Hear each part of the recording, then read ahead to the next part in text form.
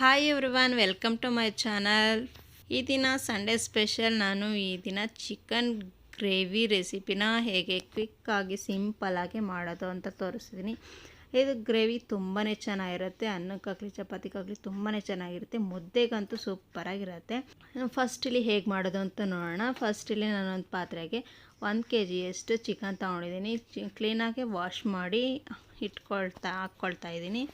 ಈಗ next wash ಮಾಡಿರೋ ಚಿಕನ್ಗೆ next ಇಲ್ಲಿ 1 ಸ್ಪೂನಷ್ಟು ಸಾಲ್ಟ್ ಹಾಕ್ಕೊಳ್ತಾ ಇದ್ದೀನಿ. ಹಾಗೆ 1 or 2 ಸ್ಪೂನಷ್ಟು ರೆಡ್ ಚಿಲ್ಲಿ ಪೌಡರ್ನ ಹಾಕ್ಕೊಳ್ಳೋಣ. ಹಾಗೆ ನೆಕ್ಸ್ಟ್ 1 ಸ್ಪೂನಷ್ಟು ಶುಂಠಿ ಬೆಳ್ಳುಳ್ಳಿ ಪೇಸ್ಟ್ನ ಹಾಕ್ಕೊಳ್ತಾ ಇದ್ದೀನಿ. ಈ 3 ಚೆನ್ನಾಗಿ ಮಿಕ್ಸ್ ಆಗಬೇಕು ಈ ಚಿಕನ್ಗೆ. ಆ ರೀತಿ ನೀಟಾಗಿ ಕಲಿಸ್ಕೊಳ್ಳೋಣ. ಈ ಚಿಕನ್ನ ಹೀಗೆ ಕಲಿಸ್ಕೊಂಡು ನಾವು 1 hour ಆದರೂ ನಾವು ಮ್ಯಾರಿನೇಟ್ ಮಾಡ್ಕೊಳ್ಬೇಕು. ಅಟ್ಲೀಸ್ಟ್ 1 hour ಆಗಲಿಲ್ಲ ಅಂದರೆ ಒಂದು ಹಾಫ್ ಆನ್ ಅವರ್ ಆದರೂ ಮ್ಯಾರಿನೇಟ್ ಮಾಡ್ಕೊಳ್ಬೇಕು. ಸೊ ಇಲ್ಲಿ ಒಂದು ಕಡಾಯಿ ಇಟ್ಕೊಳ್ತಾ ಇದ್ದೀನಿ. ಕಡಾಯಿಗೆ ಸ್ವಲ್ಪ ಮೆಣಸು, ಹಾಗೆ ಸ್ವಲ್ಪ ಚಕ್ಕೆ, ಲವಂಗ, ಏಲಕ್ಕಿ ಹಾಕ್ಕೊಳ್ಳೋಣ. ಹಾಗೆ ಈರುಳ್ಳಿ ಹಾಕ್ಕೊಂಡು ಚೆನ್ನಾಗಿ ಫ್ರೈ ಮಾಡ್ಕೊಳ್ಳೋಣ. 1 ಸ್ಪೂನಷ್ಟು ಆಯಿಲ್ ಹಾಕ್ಕೊಳ್ತಾ ಇದ್ದೀನಿ. ನೆಕ್ಸ್ಟು ಈ ಎಲ್ಲ ಚೆನ್ನಾಗಿ ಫ್ರೈ ಆಗಲಿ. ಆಲ್ ಸ್ಪೈಸಸ್ ಎಲ್ಲ ಚೆನ್ನಾಗಿ ಫ್ರೈ ಮಾಡ್ಕೊಳ್ಳೋಣ.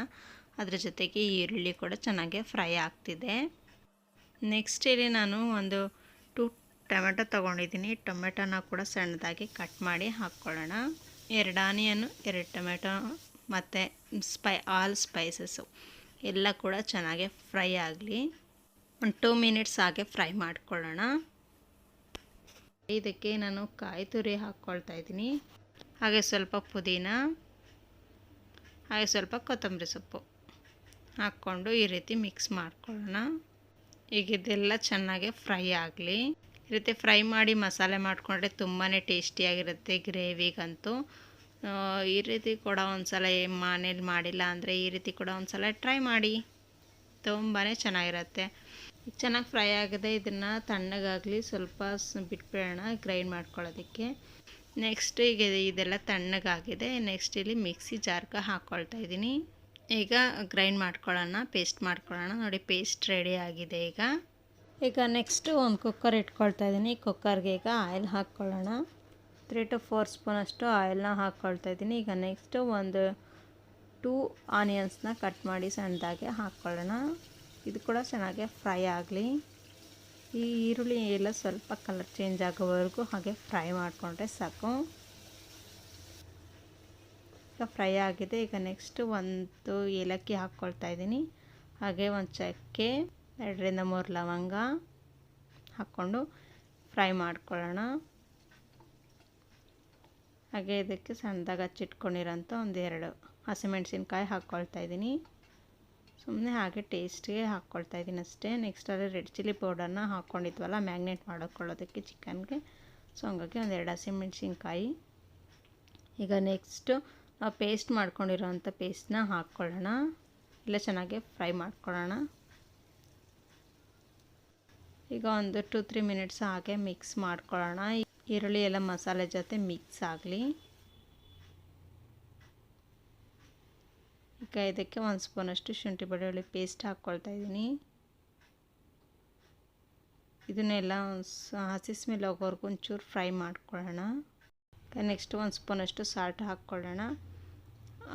ಸಾಲ್ಟು ಚಿಕನ್ಗೂ ಹಾಕಿರೋದ್ರಿಂದ ಇಲ್ಲಿ ನೋಡಿಕೊಂಡು ಹಾಕ್ಕೊಳ್ಬೇಕು. ಈಗ ನೆಕ್ಸ್ಟು 1 hour ಮ್ಯಾರಿನೇಟ್ ಮಾಡ್ಕೊಂಡಿರೋ ಅಂಥ ಚಿಕನ್ನು ಚೆನ್ನಾಗಿ ಮ್ಯಾರಿನೇಟ್ ಆಗಿದೆ. ಈಗ ಹಾಕ್ಕೊಳ್ಳೋಣ. ಮಸಾಲೆ ಎಲ್ಲ ಚೆನ್ನಾಗಿ ರೀತಿ ಫ್ರೈ ಆದಮೇಲೆ ಈ ಚಿಕನ್ನ ಮಿಕ್ಸ್ ಮಾಡಿಕೊಂಡ್ರೆ ತುಂಬಾ ಚೆನ್ನಾಗಿರುತ್ತೆ ಟೇಸ್ಟು. ಈಗ ಈ ಮಸಾಲೆ ಎಲ್ಲ ಚಿಕನ್ಗೆ ಹತ್ತೋ ರೀತಿ ಮಿಕ್ಸ್ ಮಾಡ್ಕೊಳ್ಬೇಕು. 2 ಮಿನಿಟ್ಸ್ ಈ ರೀತಿ ಮಿಕ್ಸ್ ಮಾಡಿಕೊಂಡ್ರೆ ಸಾಕು.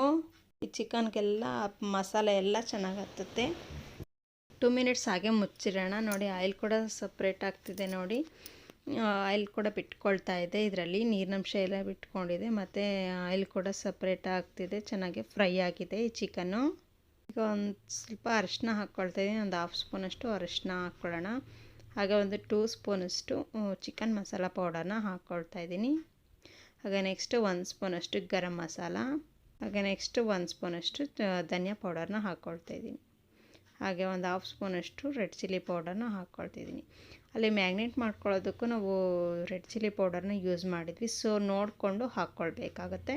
ಈಗ ಈ ಮಸಾಲೆ ಎಲ್ಲ ಈ ಚಿಕನ್ಗೆ ಮಿಕ್ಸ್ ಆಗಲಿ 2 ಮಿನಿಟ್ಸ್ ಹಾಗೆ ಮಿಕ್ಸ್ ಮಾಡ್ಕೊಳ್ಳೋಣ. ಈಗ ಇದಕ್ಕೆ ಸ್ವಲ್ಪ ಪುದೀನ ಹಾಕ್ಕೊಳ್ತಾ ಇದ್ದೀನಿ, ಹಾಗೆ ಸ್ವಲ್ಪ ಕೊತ್ತಂಬರಿ ಸೊಪ್ಪನ್ನ ಹಾಕ್ಕೊಳ್ಳೋಣ. ಇದು ಕೂಡ ಸ್ವಲ್ಪ 1 ಮಿನಿಟ್ ಹಾಗೆ ಮಿಕ್ಸ್ ಮಾಡಿದ್ರೆ ಸಾಕು. ಈಗ ಇದಕ್ಕೆ ಒಂದು ಸ್ಮಾಲ್ ಗ್ಲಾಸಷ್ಟು ವಾಟರ್ನ ಹಾಕ್ಕೊಳ್ತೀನಿ, ಅಂದರೆ ನೋಡಿ ಹಾಕ್ಕೊಳ್ಬೇಕಾಗತ್ತೆ. ಗ್ರೇವಿ ಏನಾದರೂ ತಿಕ್ಕ ಅನಿಸಿದ್ರೆ ಇನ್ನೊಂದು ಸ್ವಲ್ಪ ಕೂಡ ವಾಟರ್ನ ಮಿಕ್ಸ್ ಮಾಡ್ಕೊಳ್ಬೋದು. ನಾನು ತಿಕ್ಕ ಅನಿಸಿ ಇನ್ನೊಂದು ಗ್ಲಾಸಷ್ಟು ವಾಟರ್ನ ಮಿಕ್ಸ್ ಮಾಡ್ಕೊಂಡಿದ್ದೀನಿ. ಈಗ ನೆಕ್ಸ್ಟ್ ಸ್ವಲ್ಪ ಪುದೀನ ಹಾಕ್ಕೊಳ್ತಾಯಿದ್ದೀನಿ, ಹಾಗೆ ಸ್ವಲ್ಪ ಕೊತ್ತಂಬರಿ ಸೊಪ್ಪನ್ನ ಹಾಕ್ಕೊಳ್ತಾಯಿದ್ದೀನಿ.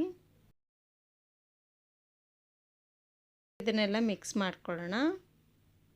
ಗ್ರೇವಿಗೆ ನೋಡಿ ಇದು ಇಷ್ಟು ಕನ್ಸಿಸ್ಟೆನ್ಸಿ ಸರಿ ಹೋಗುತ್ತೆ. ಅದು ಸ್ವಲ್ಪ ಎಲ್ಲ ಚೆನ್ನಾಗಿ ಕುಕ್ ಆದಮೇಲೆ ಸರಿ ಹೋಗುತ್ತೆ. ಚಿಕನಿಂದ ಸ್ವಲ್ಪ ಮೇಲೆ ಬರೋವರೆಗೂ ನಾವು ವಾಟರ್ನ ಮಿಕ್ಸ್ ಮಾಡಿಕೊಂಡ್ರೆ ಸಾಕು, ಪರ್ಫೆಕ್ಟಾಗಿ ಗ್ರೇವಿ ರೆಡಿ ಆಗುತ್ತೆ.